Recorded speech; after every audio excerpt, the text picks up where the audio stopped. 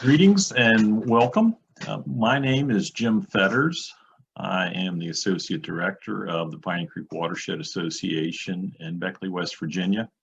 I'm working in conjunction with Corey Lilly, the Executive Director of the Association, along with Matthew Williams, the biology professor, a biology professor from West Virginia University Institute of Technology here in Beckley, and Luke Stevens, an environmental scientist at the Beckley Sanitary Board. And we've worked together to develop a data logger program to monitor stream quality in the Piney Creek Watershed of Raleigh County, West Virginia. Piney Creek Watershed is located in Raleigh County, West Virginia. In the southern part of the state, we're located on the Appalachian Plateau. Most of our geology is made up of sandstone, siltstone, shale, a little bit of limestone, and of course, beds of coal, since we are in West Virginia. This purple is sort of the outline of our watershed that encompasses the entire city of Beckley and a good portion of Raleigh County. It covers about 136 square miles. In general, the watershed drains to the north and empties into the New River. Within the New River Gorge National Park, which extends from Hinton about 25 miles to the south all the way up to Fayetteville, West Virginia, about 25 miles to the north. Land use in the watershed is predominantly forest with some grassland and of course some urban residential areas. There's been some mining in the past, and there is a little bit of mining currently going on as well. We established a stream monitoring program in 2019, where we're looking at 20 different locations in and around the Beckley area, where we're monitoring the water quality on a regular monthly basis. These are some students from WVU Tech that have been involved in that effort.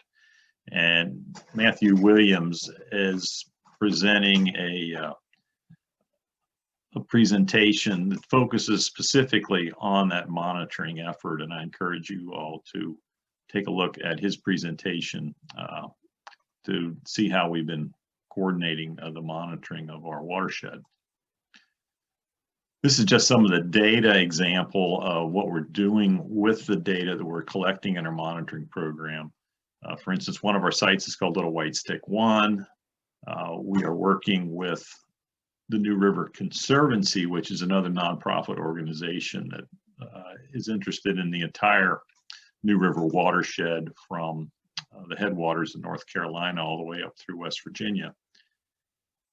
And they are working with us to take our monthly data and organize it into charts that we'll be able to access from our website by clicking on those little symbols that we saw on the previous map on the previous page. And our hope is that eventually we can get all of our monthly data with that type of web-based access, as well as our continuous data. But that's a continuing work in progress at this point. So our continuous monitoring project really developed out of the monthly monitoring effort, and that we realized that our monthly monitoring effort is only taking a very quick snapshot of what our water quality is like. We were hoping to get a more dynamic understanding of our streams using continuous monitoring, and we were able to get a grant from the West Virginia Department of Environmental Protection for about $8,000. Which has given us enough money to establish 2 logger stations in our watershed with 4 loggers at each station, 1 for depth, 1 for conductivity, 1 for pH, 1 for dissolved oxygen, and then several of these also measure temperature. We had to decide where to put our logger stations. One of the creeks we chose was Cranberry Creek. We chose it because it has a lot of runoff from impervious surfaces, and we were interested in seeing what the impact of those impervious surfaces have on water quality. And we also chose Little Beaver Creek because we were interested in getting some baseline data on Little Beaver Creek prior to a planned road construction activity that should be going on in that watershed in the years to come.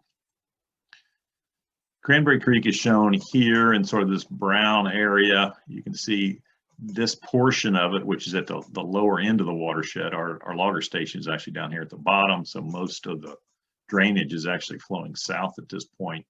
And there's a lot of commercial development and buildings and parking lots down in this area. And here we're showing a photograph actually in front of the movie theater in town, where water draining off the parking lot drops directly into Cranberry Creek. This is Cranberry Creek right below this outfall.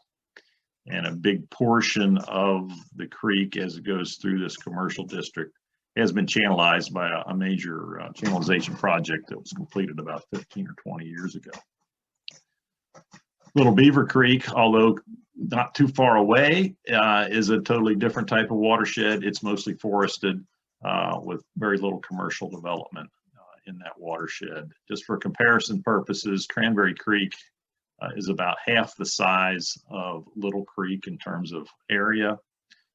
In terms of forested area, they're about the same.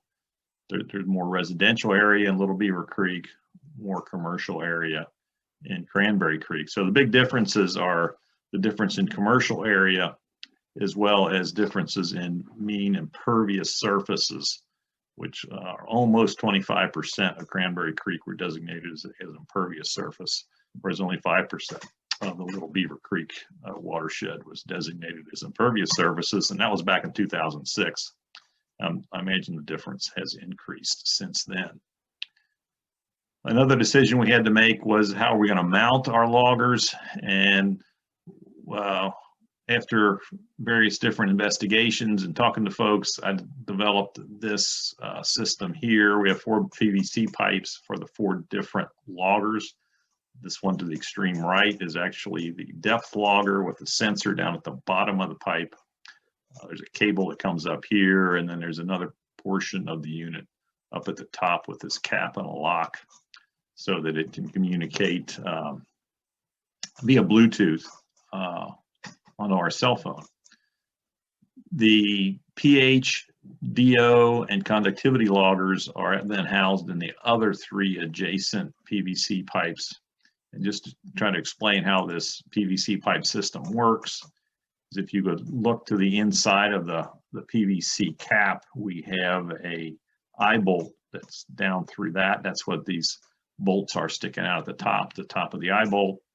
This pipe that goes through there has a lock on one end. You remove that lock, then that pipe can slide out, sliding out of the eye portion of those bolts, thus freeing the cap.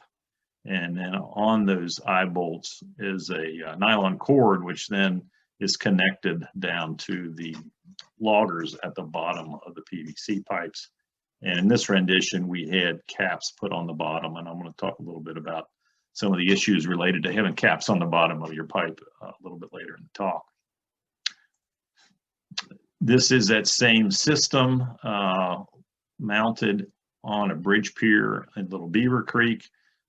We've got a little label here on the side asking people to do not disturb, giving them contact information if they happen to want to find out more about what's going on. And so far, these things have worked very well. We haven't had any of them wash away. We haven't had any of them tampered with or destroyed. The other location we have is on Cranberry Creek. And this is Cranberry Creek below where that commercial development is. And as the creek leaves that area of commercial development, it drops pretty quickly down in elevation as it's going down to meet Piney Creek, down in the Piney Creek Gorge. And these PVC pipes are much longer, and they're attached to a retaining wall that's decades old that was associated with some old mining activity that was going on down in that area. Just to show some data from Cranberry Creek, looking at specific conductance. Sort of the baseline specific conductance down there is probably in about the 600 to 800 microsiemens range.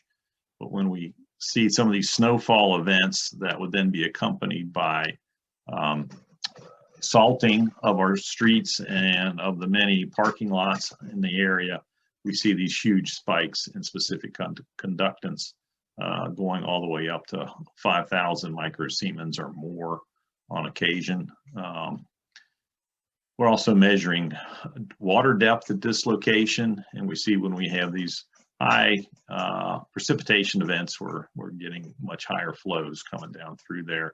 All this jaggedy thing that's going on here is actually due to releases from a sewage treatment plant. It's about 200 yards or so upstream from our logger station. And this definitely is having some impact on our water depth for sure, flow rates, somewhat on our specific inductance, our dissolved oxygen, and on our pH a little bit. But that's what the specific inductance looks like on Cranberry Creek. On Little Beaver Creek, we see much of the same pattern where we see responses in conductance with these snow events and the salting, but a much lower baseline of less than 200 microsiemens, and spikes going up almost just about 500. So it's almost a power of 10 difference in the specific inductance between these two watersheds, and that's largely related to the amount of impervious surface that's in these two watersheds. And in regards to Cranberry Creek, we are concerned about those high spikes of potentially being detrimental to life in those streams, in that stream. We're also measuring temperature. This is some summer temperatures shown up here at the top at Little Beaver. We're seeing some of the daytime temperatures actually getting over 80 degrees, which is somewhat concerning because we do stock brown trout fingerlings in portions of the watershed. And that's starting to get up into the lethal range for brown trout. So we're a little bit concerned about that and may use some of this information to decide what portions of the watershed are worth stocking some of these fish in. Of course, water temperatures during the winter are much, much lower. Dissolved oxygen, this is just showing a little clip from Cranberry Creek. And it's showing the pattern you would expect in the relationship between dissolved oxygen and temperature. As temperature goes up, dissolved oxygen tends to go down and vice versa. And again, we're seeing these little spikes in the Cranberry Creek data indicating releases from that sewage treatment plant just upstream. We have had difficulties with our dissolved oxygen in that they're very sensitive, it seems, to any kind of sedimentation inside the PVC pipe, much more so than the sediment that might have accumulated on the conductivity probe or on the pH probe. This is a PVC end cap that we had in our Little Beaver site. And at the time, we just had one hole drilled in the bottom, thinking that any sediment would flow out of that hole. We've now made modifications and cut large gaps in that, and a new cap that we put on that system down there. That was just recently done, so we're hoping that this kind of action will reduce the amount of sediment buildup in our pipe. Take things up here in regard to progress to date. We do have the 2 logger stations installed and they're being collected. The mounting technique that we've developed seems to be working very well, and we've learned various issues related to deployment in regard to sediment buildup and so forth. Overall, we've had a success in getting a better understanding of the stream dynamics, especially some of the dynamic changes related to the transient fluctuations in conductivity and flow. Some of the challenges that we continue to face is dealing with the sediment collection in and around our PVC pipes at varying flow levels. We do have some expense that we weren't anticipating dealing with replacement of the DO and pH sensor tips, which we do now have funding for replacement tips for about the next year or so. And it is challenging at times in the time required to visit the sites, download, process, store, analyze and report those data, but we find it very useful, getting some really great information, we think. Our goals in the future are to establish some more stations. We've got 5 more stations in the works, and we would also like to be able to relate our depth measurements to actual flow in the stream. We've got some work to do on that. And eventually we want to publish this data online, similar to how we're hoping to publish our monthly data from our 21 stations. So thank you for watching. I'd appreciate any feedback you can give me, any thoughts or questions. Hope you have a good day and enjoy the rest of the conference. Thank you.